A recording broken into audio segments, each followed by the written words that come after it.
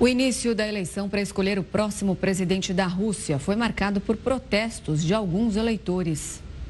Foram registradas diversas manifestações no primeiro dia de votação. Imagens que circulam nas redes sociais mostram alguns eleitores jogando tinta nas cédulas de votação. As eleições na Rússia devem reeleger o atual presidente Vladimir Putin. Outros 3 candidatos estão na disputa, mas são adversários sem expressividade entre o público. Caso vença, será o 5º mandato de Vladimir Putin, que deve permanecer no cargo até 2030. Segundo a Comissão Eleitoral Central, pouco mais de 112 milhões de russos devem votar nos próximos 3 dias. Esta é a primeira vez que as eleições presidenciais ocorrem em 3 dias diferentes. Para alguns analistas, isso pode ser um instrumento para potencial manipulação eleitoral. Para falar mais sobre essa eleição presidencial na Rússia, a gente recebe o professor de Relações Internacionais da ESPN, Leonardo Trevisan. Professor, seja muito bem-vindo ao Jornal da Record News mais uma vez. Para a gente falar dessa eleição, eu queria começar justamente sobre esse final da nossa reportagem, uma eleição em 3 dias. Fica difícil a gente não achar que tem algo obscuro. Por que 3 dias para fazer uma eleição, né? Esse ponto é bem sensível, né? Boa noite, Gustavo, boa noite, Renata, boa noite a todos que nos escutam, né? Sem dúvida nenhuma, né? 3 dias não é o tradicional nas eleições russas. A Rússia é grande, tem muitos fusos horários, é um país enorme, tudo isso é verdade, né? Mas é claro que sobram indícios de que há problemas, né? Sabe, Gustavo, um outro problema que está sendo muito comentado é o fato de que o eleitor pode escolher se ele quer votar eletrônico ou se quer votar em papel, em cédula. Ele pode votar por aplicativo. É uma situação um pouco confusa para um país que não tinha esses costumes, né? Depois, essa duração das eleições, que tradicionalmente sempre era de um único dia, desperta suspeitas. Mas vamos entender que há observadores internacionais e vamos aguardar para ver os fatos para que possamos falar com mais clareza sobre isso. Trevisan, a gente não pode deixar de citar aqui a morte do principal opositor político de Putin, Alexei Navalny, que completa 1 mês amanhã. Nós vimos ali vários países do Ocidente se manifestando, ameaçando colocar mais pressão sobre a Rússia, mas o fato é de que o que aconteceu não vai mudar em nada o resultado dessas eleições do fim de semana? Não vai, Renata, lamentavelmente não vai. Primeiro de tudo, que nós temos que nos acostumar a um fato, né? A Rússia não é a democracia que nós conhecemos ocidental, né? Essa nossa conversa aqui, a mera citação do Navalny aqui, traria problemas em qualquer jornal russo, né? Se você, por um acaso, fizesse um apoio a ele, você seria presa. Qualquer comentário contrário à guerra da Ucrânia, né, basta chamar a guerra de guerra, né, que isso vai te custar 4 anos de cadeia. Então, quando nós olhamos para essa situação, é claro que fica muito difícil para a gente observar uma mudança por causa de um dissidente, mesmo com a força de Navalny, né?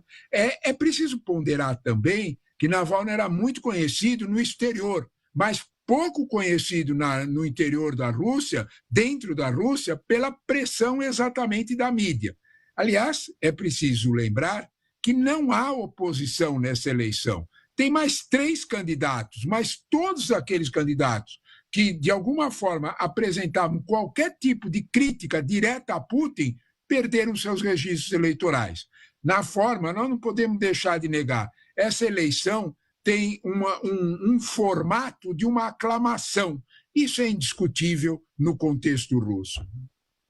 Professor, pegando a obviedade, como você já mencionou, que ele vai ganhar, isso está bem claro, muda alguma coisa ou tem alguma importância internamente, até para o Putin, o tamanho dessa vitória, a participação dos eleitores, protestos ou não, a gente já falou, houve protestos ali jogando tinta, mas o que pode significar? Ou nada significa, é apenas um praxe que a gente está vendo?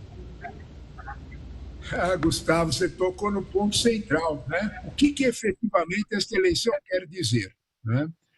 Ela tem uma função, revestir com um verniz, uma pintura, né?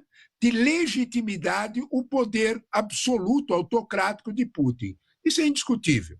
Né? Nós podemos olhar para isso com dois olhos, Gustavo.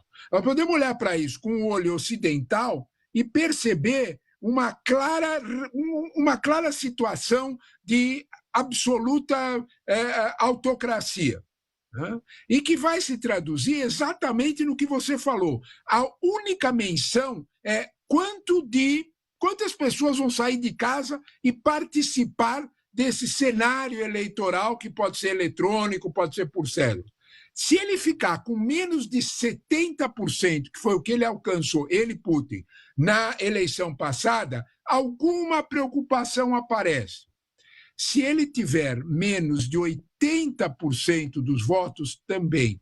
Porque o Instituto Levada, que é um instituto independente, vem apontando em sucessivas pesquisas mensais que Putin deve alcançar mais de 85% dos votos. Portanto, se ele ficar abaixo disso, com toda a pressão de toda a estrutura do aparelho de Estado russo, para que se fosse votar e votar em Putin, de alguma forma acende alguma luz preocupante, alguma situação difícil. O verniz de legitimidade ele precisa ser suficientemente claro.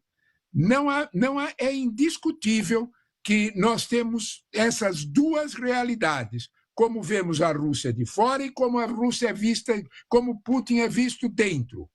Nós precisamos lembrar, quer a gente goste, quer a gente não goste, que a gestão econômica de Putin funcionou. Não adianta nos escondermos disso. Né?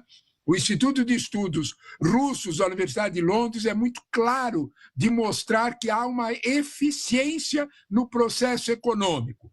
Se você me perguntar, Gustavo, por que dessa eficiência, a resposta não é muito difícil. Todos os dias saem do chão, na Rússia, 10 milhões de barris de petróleo que chineses e indianos compram.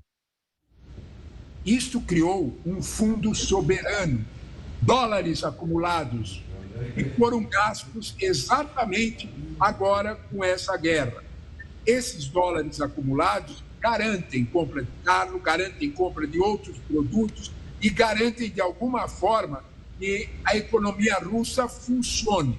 Esse processo é indiscutível para falar de um povo que está acostumado e não conhece outra forma de governo, que não seja a oligarquia e a autocracia, se conformar à realidade de Putin mais 5 anos no poder.